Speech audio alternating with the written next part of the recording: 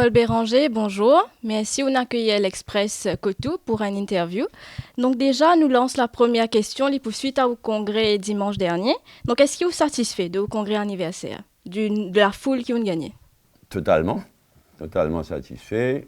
En fait, nous, congrès anniversaire, fin un gros succès de participation d'abord, le nombre de militantes, de militants qui sont présents, d'ambiance aussi.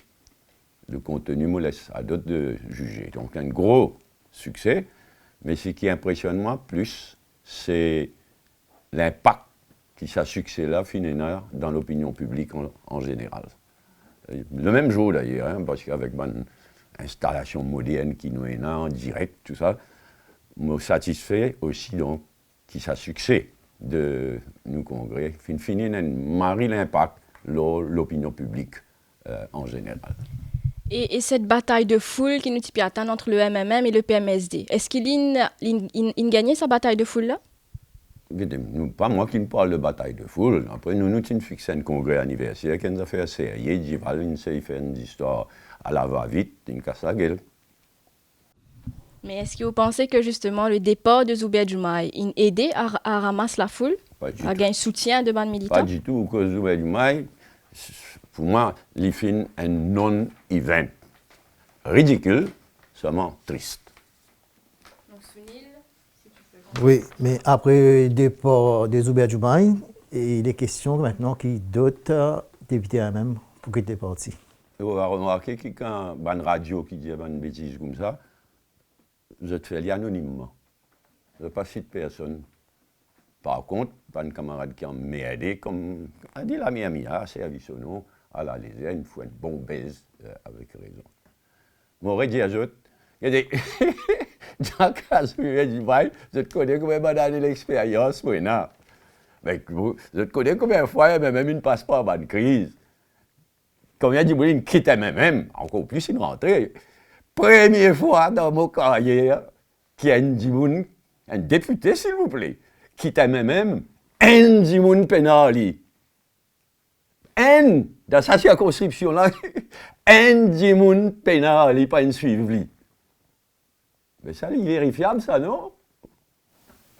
Pas quoi sur régional pour suivre. Et comme on peut dire, dans l'histoire du MMM, il gagne plusieurs démissions. Et là, depuis la dernière défaite électorale, il gagne encore plusieurs démissions. Est-ce que vous ne pensez que c'est une sonnette d'alarme quand même? Quelque chose à changer, à revoir dans le parti? Moi, encore jeune, hein, ou par contre, MMM, il est en 69. L'année suivante, première crise. Donc, il n'y a pas de question de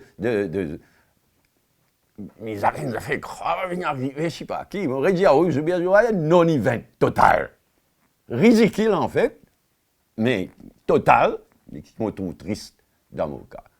Depuis, malheureusement, un parti démocratique vivant comme un MMM, depuis sa naissance, il n'y a pas de problème, il n'y a pas de crise, il n'y a pas de départ, mais il continue à progresser.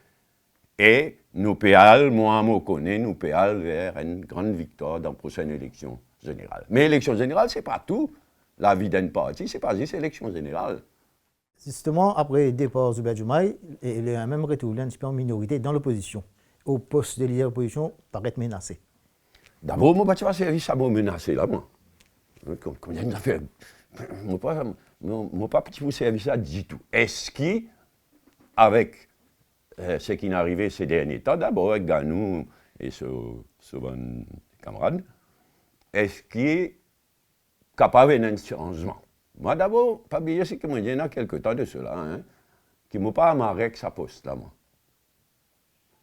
Qui la Constitution dit? La Constitution dit que la présidente de la République, ou le président, la présidence de la République, nomme comme leader de l'opposition, Dimoun qui l'est considéré à la tête du plus grand parti, au Parlement. Ou bien Dimoun qui est acceptable, si il y a un éparpillement, qui est acceptable en général à les autres partis. Donc, si la présidente arrive à la conclusion qu'il y en a quelqu'un d'autre que Paul Béranger, c'est son devoir de remplacer. Moi, en tout cas, première indication qu'ils vont gagner, qui Parti travailliste et la bande à Ganou souhaitent qui gagne d'autres comme leader de l'opposition, on va mettre ma démission là, tout de suite. Donc, c'est pour ça qu'ils vont dire ça. Moi, il y a un mot de danger, non. Il n'est pas impressionnant, moi, du tout. Mais c'est qui important, c'est qui, du monde pas assez réalisé. Quelle quantité l'opposition est important pour la démocratie. Avec mon expérience, je veux dire, un bon leader de l'opposition, une bonne opposition au Parlement et dans le pays, aussi important pour la démocratie que le gouvernement, qui va une partie au gouvernement. Donc, il est important que sa poste de leader de l'opposition là, fait aller bien. Vous pensez, tout le monde d'accord, qui depuis l'élection, on remplit mon rôle leader de l'opposition, moi, va remplir tant que la Constitution donne-moi sa responsabilité. Dernièrement, il y a un débat et 15 résistances, il peut organiser un débat sur la réforme électorale. Pour quelle raison vous ne refusez pas participer à ce débat? Parce que, d'abord, moi, je suis mal à l'aise le fait qu'il y ait une partie au pouvoir, indien non, qui n'est pas pour présent. Moi, je vous retrouve, moi, en présence, et de ce côté, une Ramgoulam, une confirmée qui dit qu'il ne prend pas. Donc, moi, je vous retrouve, moi, en présence d'une Ramgoulam, Alan Ganou. Il n'est pas chanchante, moi. Mais encore une fois, je ne suis pas journaliste. Si tu n'es pas ça débat, résistance, alternative, etc. Peut-être que je ne vais même pas suivre le débat là. Prends photo Paul avec Navin avec Paul. Mais je n'ai pas envie qu'il s'est causé un même travail. Là, René, réfané. Première raison la plus importante. Ensuite, comment on dit, le fait qu'il va une partie au pouvoir, pas pour la belle. Il y a merde, hein.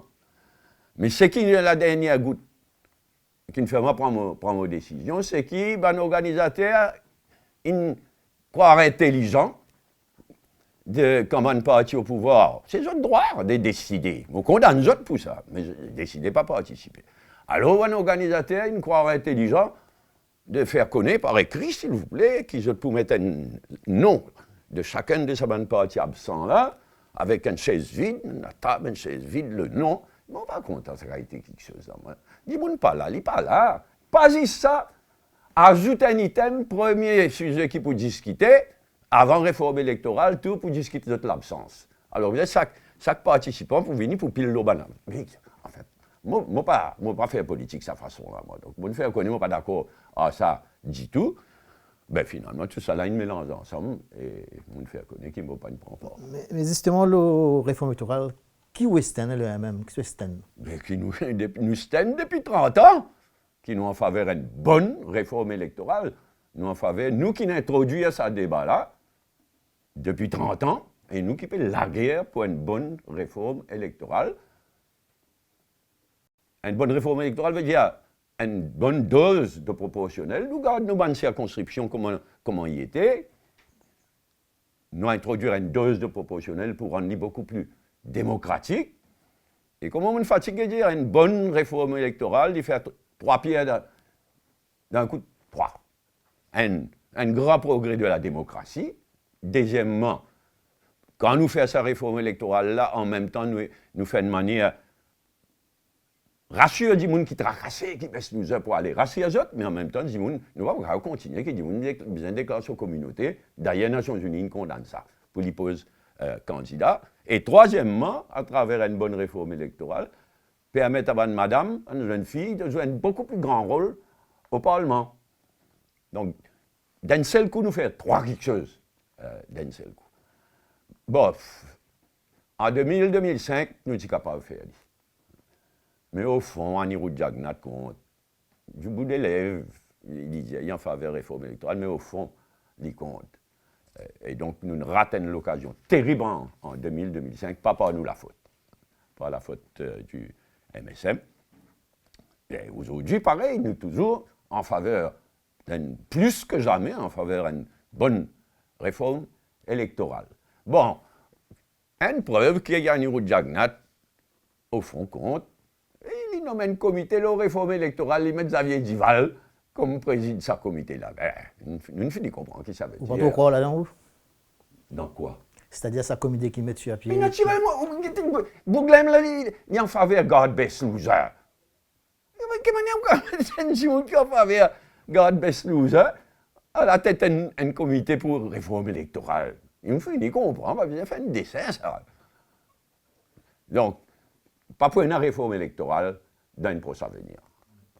Parce qu'au fond, on y a Jagnat compte, et c'est pour ça qu'il y a sa comité présidé par Duval. Dans la mesure, quand il est clair, pas pour une réforme électorale avant la prochaine élection générale. Malheureusement, mais bizarre, de mon point de vue, faire un autre mini-amendement intérimaire, comment tu fais en 2014, puisqu'il y a un jugement Nations Unies. Mais justement, un des gens qui travaillent là, ramasse talent, dit aller contre ça, mini-amendement. Il y en a droit contre, mais il y en a droit contre ce qu'il compte. Donc, je ne suis pas d'accord du tout à lui. Il est capable d'un expert, le système électoral, etc. Mais là, il peut dire une bêtise, une grosse bêtise. Il n'y en a rien qui empêche un mini-amendement. Nous avons amélioré ce mini-amendement qui nous fait là. Certainement, en faveur, qui nous fine-tuning, nous améliorons le mini-amendement. Mais il n'y en a rien qui empêche nous faire un bon mini-amendement, rien que pour la prochaine élection. Après l'élection générale, là, aussi vite que possible, nous faire une bonne réforme électorale, une vraie réforme électorale. Nous sommes capables aussi, malgré le jugement Nations Unies, nous sommes capables aussi, si le gouvernement met le bâton dans la roue, nous sommes capables aussi, aller dans l'élection avec Beslouza comme il était actuellement. C'est-à-dire que du monde obligé déclare sa communauté, c'est encore pas gagné droit d'être candidat. Maman compte, mauvaise qualité. Mais nous arrêtons nous de cette situation-là si le gouvernement met le bâton dans la roue. Quant à ça causé réfère à un recensement communal, dernier recensement communal qui tient, c'était en 1972. Quand nous avons gagné l'élection en 1982, nous disions, nous ne pouvons pas voler Beslouza parce qu'il nous peine un mandat pour faire ça, mais nous pouvons arrêter de faire ça recensement communal tous les 10 années. Donc, dans la Constitution, nous mettons qui c'est chiffre 72. Bien sûr, il est dépassé. Sur 72, jusqu'à aujourd'hui. Bien sûr, il est dépassé. Mais il est clair que le système Beslouza, il est provisoire aussi. Il y a une protection, entre guillemets, provisoire, et qui vient remplacer en temps et lieu. Mais aujourd'hui, c'est un Indien, quelque chose qui n'est même pas réfléchi parfois. L'Indien fait un recensement communal, mais nous tous connaissons quand l'île Maurice est arrivé. Puis on a dit, non, 4 communautés, non, on a 4 communautés, Maurice, il y a 6 communautés, il y a 7 communautés. Moi, je n'ai pas telle communauté. Là, comment je te connais, d'après la Constitution, il y a 4 communautés seulement. Il y a communauté hindoue, base de religion, communauté musulmane, base de religion, communauté chinoise, sino-mauricienne, ça, la manière de vivre. Et tout le monde qui pas tombe dans ces trois-là, tombe dans la population générale. Mais nous, tout, on n'est pas idéal, il dépassé, le bizarre, remplacé par quelque chose qui fait nous aller de l'avant. Aujourd'hui, là, franchement, il y a certaines Pandora's Box explosif. Je ne sais pas qui passe pas sur la tête pour les Indiens, quelque chose. Mais c'est une Pandora's Box explosif. Et n'est pas pour moi, c'est aussi parce que, comme on dit, là, la Constitution, il prévoit 4 communautés. Pas vous capable, même si c'est, il n'est pas vous capable de faire un recensement basé sur 4 communautés. Là. Donc, il n'est même pas possible dans la pratique. Mais en tout cas, pour moi, il y a un non-starter, puisque Anirudh Jagnat, en plein Parlement, depuis la dernière élection, il prend position contre, et le MMM complètement contre, et Navin Ramgoolam, le Parti travailliste, il prend position contre aussi.